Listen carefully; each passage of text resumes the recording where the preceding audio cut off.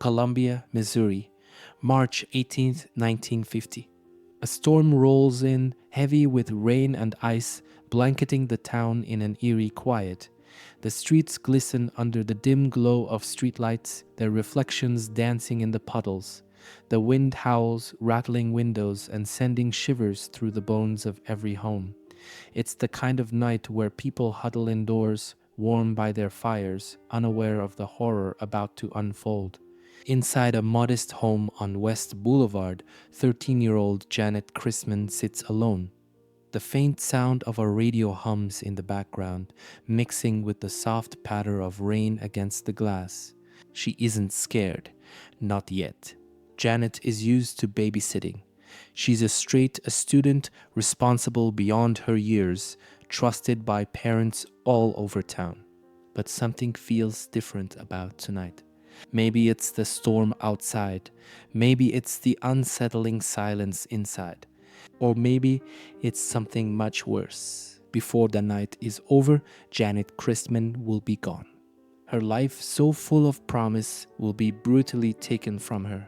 And the person responsible, they will vanish into the darkness. No fingerprints, no clear suspect, no justice. It's been over 70 years and still no one has been caught. How is that possible? How does a girl scream for help only to be forgotten? How does a case so chilling, so horrifying remain a mystery? Tonight, we go back, we follow the clues, we ask the hard questions. And as we dig deeper, I need you to ask yourself, could the killer still be out there? That night, Janet Christman was supposed to be at a party. It was a school event, music, laughter, friends, a place where she could just be a kid.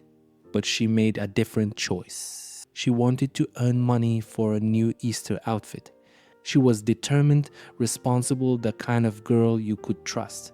So instead of going to the party, she took a babysitting job for a family she had worked for before. The Romacks. Ed and Ann Romack were going out for the night. Their son, 3-year-old Gregory, needed a sitter. And who better than Janet? They gave her the usual instructions. Lock the doors. Don't let anyone in. Call us if you need anything. Simple, right? She nodded. She knew the rules. She was careful. But here's the thing about rules, they only work if the danger stays outside. Because what if the real threat already had a way in? What if Janet had no chance at all? Tonight, we retrace her last hours. And trust me, this case only gets darker. 10:35 p.m. The night is silent except for the storm raging outside. Icy rain pelts the windows. The wind howls through the trees. And then a phone rings at the Boone County Sheriff's Department. The dispatcher picks up. At first, all they hear is breathing, heavy, panicked, then a scream. Not just any scream, a scream of pure, raw terror. The voice on the other end is young, female, desperate. She's crying, gasping for breath. It sounds like she's fighting, struggling, pleading. She manages just 2 words, "Come quick." Then nothing. The line goes dead. No address, no name, no second chance. The police don't know where the call came from. This is 1950. There is no caller ID, no way to trace it. Who was she? Where was she? The officers don't know, but we do. That voice, that was Janet Christman. She was still alive for just a few more seconds. Somewhere in that house, in the dark, a monster was closing in, and no one was coming to save her. 1:45 a.m. A black car pulls into the driveway of the Romack home. Inside, Ed and Ann Romack are exhausted. The night had been fun, but they're ready to get home, pay Janet, and call it a night. They step out into the cold. The storm has settled. The street is quiet. They walk up the steps, unlocking the front door. And then they step inside. They expect to see Janet asleep on the couch, the baby tucked safely in bed. Instead, a scene straight out of a nightmare. The first thing they see is the phone. It's hanging off the hook. The cord is stretched out, torn from the wall. Next the floor. There are dark stains on the carpet. Blood. Then the window. The glass is shattered. Jagged shards gleam in the moonlight. It looks like someone broke in. And then they see her. Janet. She's lying in the living room. Her body is twisted. Her hands are clenched, frozen in agony. Her face is bruised. Her lips bloodied. Around her neck, an iron cord wrapped so tightly it's nearly embedded in her skin. She had been strangled, brutally, violently. Her dress torn. There are signs she fought back. And yet, the baby, untouched. Gregory Romack is still asleep in his crib, completely unharmed. What does that tell us? The killer wasn't after the child. They were after Janet. Someone she may have known had come for her. They waited, they attacked, and they disappeared into the night. No one saw them, no one heard them, and worst of all, they were never caught. At first glance, it looked like a classic break-in, a shattered window, jagged glass scattered across the carpet. A forced entry, right? But wait, let's think about this. If someone broke the window from the outside, where should the glass be? Outside. But instead, it was inside.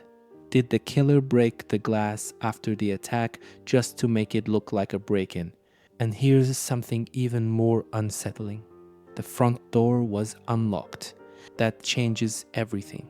Because if Janet locked the doors as the Romacks told her to, how did the killer get in? Two possibilities. Janet let them in. Did she recognize them?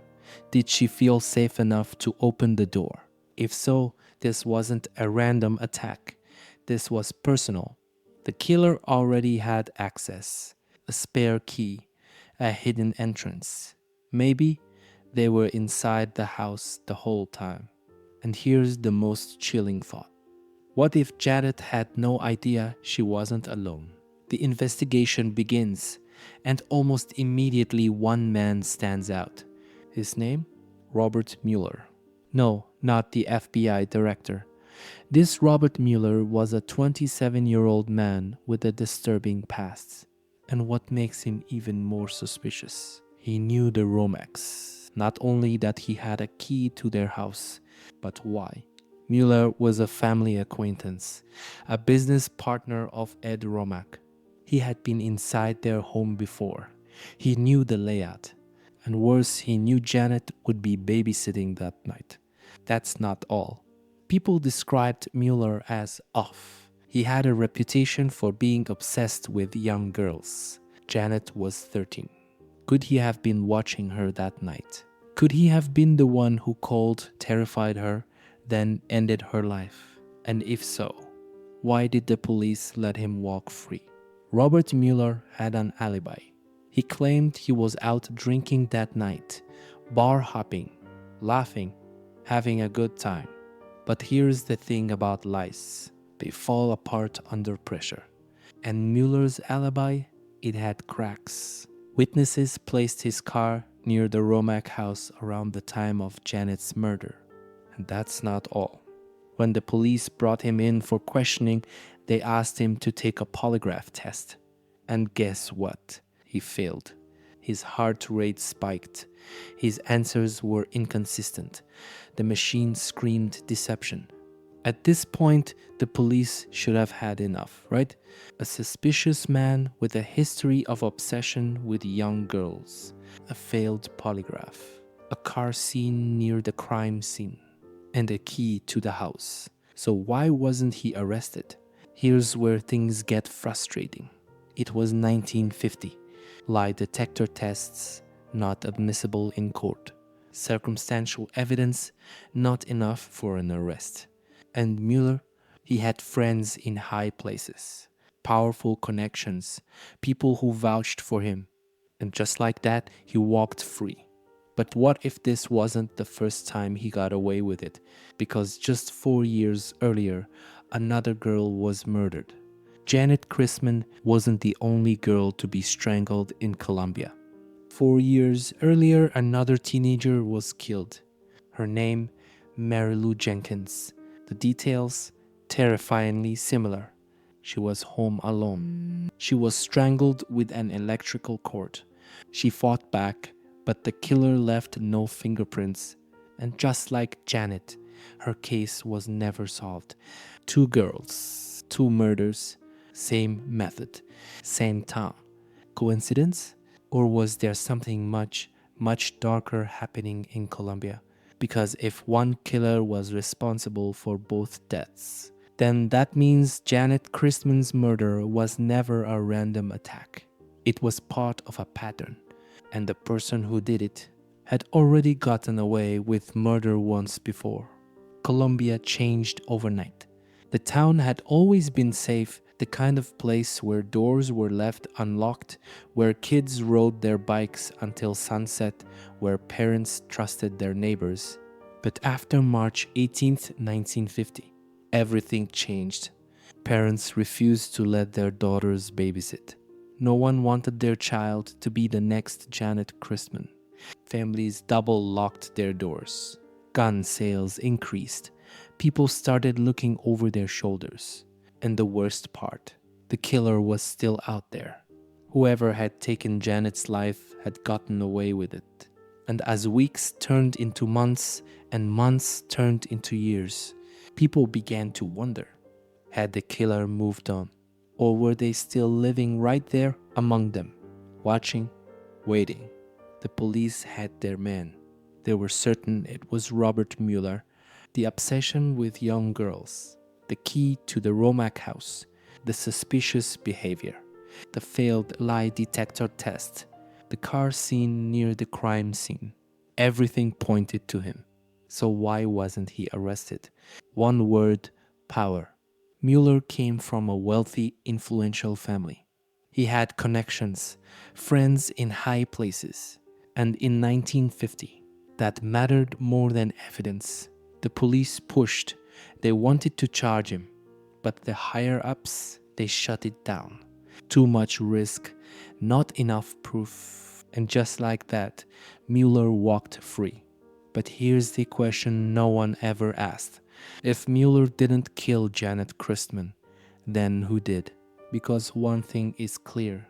The person who did this was never brought to justice. The case never sat right with the people of Colombia. Something about it felt off. And as time passed, the whispers began. People started asking questions. Did the police let the real killer go free? Or worse, did they even look for him at all? Theory 1, it was an inside job. Some believed that Janet's killer wasn't a stranger at all. What if the attacker knew the layout of the Romack house? What if they knew Janet would be there alone that night? What if they knew exactly how to get in without leaving a trace? Was it someone from the neighborhood? A friend of the family? Or someone she trusted? If Janet let the killer in, that changes everything. Because that means this wasn't just a crime. It was a betrayal. Theory 2, a police cover-up. Then there was the other theory, the one that no one dared to say out loud. What if someone powerful was protecting the killer? Mueller had money, influence, connections. Could that have been enough to make evidence disappear? To bury the case? To silence the investigation before it could go too far? Because think about it, how does a man fail a polygraph, have a key to the crime scene, drive by the house the night of the murder, and still walk free? Unless someone made sure he did. Theory 3, the killer was never even questioned. And then there's the scariest possibility of them all. What if the police were looking in the wrong direction the entire time? What if the real killer was never even questioned? Someone who didn't raise suspicion, someone no one thought twice about, a name that was never even written in the case file. If that's true, then that means the person who took Janet Christman's life could have been standing in that town for years, smiling, blending in, living a normal life, knowing they got away with murder. Let's break it down. The crime scene told a story, but not everything made sense. The shattered window, the unlocked front door, the phone ripped from the wall. It all felt staged. Investigators noted blood stains on the floor, signs of a struggle. Janet fought back. She fought hard. But here's where things get strange. No footprints outside the house. The ground was wet from the storm. If someone had broken in, wouldn't they have tracked mud inside? No signs of forced entry. The window was broken, but the glass was inside. No fingerprints, nothing on the weapon, nothing on the phone. It was too clean. Almost like the killer knew what they were doing. Almost like they had done this before. The neighborhood was quiet that night. No one heard screams. No one saw a strange man lurking outside. Except for one thing. A witness claimed they saw a car parked near the Romack house around the time of the murder. Whose car? Robert Mueller's. But here's the problem. Mueller denied being there. And the police? They didn't press him further. Why? Because someone didn't want him to be the suspect. Janet was strangled with an iron cord. But was it from the house? The Romacks said they had never seen it before. So where did it come from? Did the killer bring it with them? And if so, that means this wasn't a random attack. This was planned. Someone came there that night with one goal: to kill. Let's talk about Mueller. Because his past is even darker than people realize. Multiple young girls in Colombia had complained about him. He made them uncomfortable. He was always watching them. He would accidentally run into them in town. And here's the worst part. Janet knew him. She had seen him before. And the night of the murder, he knew she would be alone. Did he use that knowledge to lure her into a false sense of security? Or worse, had he been planning this for a long time? 4 years earlier. Another young girl. Another strangulation. Mary Lou Jenkins. Same town. Same method. Same lack of evidence. No fingerprints. No signs of forced entry. Her killer? Never caught. Do you really believe that's a coincidence? Because if one person was responsible for both crimes, that means the police let a serial predator go free. A grand jury was convened to hear the case against Mueller.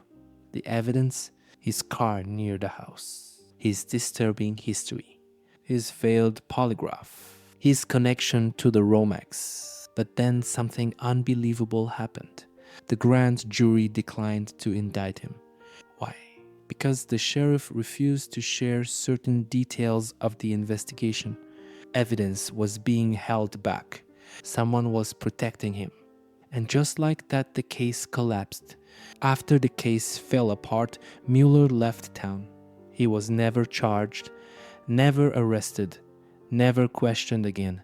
And as for Janet, her name faded from the headlines. No more leads, no more suspects, no justice. Just an empty grave and a town forced to move on. So here we are, over 70 years later. And the question still lingers: why? Why did the police drop the case? Why was Mueller never arrested? Why was the evidence ignored? Was it money, power, corruption? Or was it something worse? Something we'll never know. One thing is certain.